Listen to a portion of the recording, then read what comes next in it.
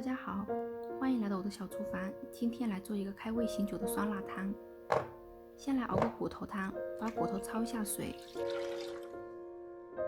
水烧开后会出现很多这样的浮沫，把它倒出来，把骨头用清水洗干净。酸辣汤最好是用骨头汤来做，因为用骨头汤做出来的味道会比用清水做出来的好很多。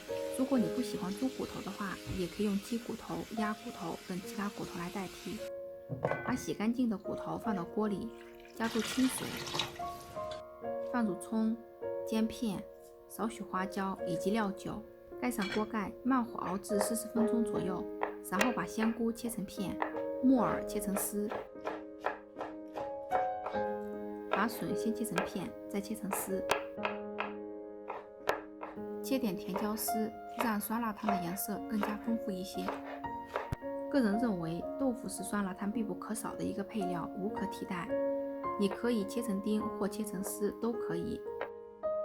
再来切点鲜菜，没有鲜菜也可以用葱花来代替。半个小时后，把鸡肉放到汤里煮10分钟，煮熟以后把鸡肉取出来，然后把鸡肉切成小粒或切成丝。把熬好的骨头汤倒入锅中，加入盐、糖、生抽、料酒、白胡椒粉，早点加胡椒粉，感觉吃起来没有那么呛，会比较顺口。然后把豆腐、香菇、笋丝、甜椒、木耳、鸡肉倒入汤中，汤烧开后再煮2分钟。碗里放入土豆淀粉，加水搅拌均匀，淋入汤中。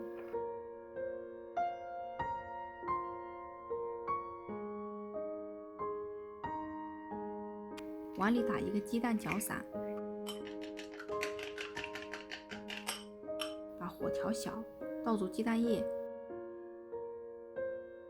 等到蛋花形成后，稍微搅动一下。醋比较容易蒸发，所以醋要留到最后放。就这样一道美味的酸辣汤就做好了，酸中带辣，辣中有酸。喝之前再在酸辣汤的上面撒上一点鲜菜。酸辣汤具有健脾养胃的作用，饭后1碗酸辣汤可以醒酒去腻，有助消化。好了，今天就到这里啦，感谢你的观看，我们下期再见。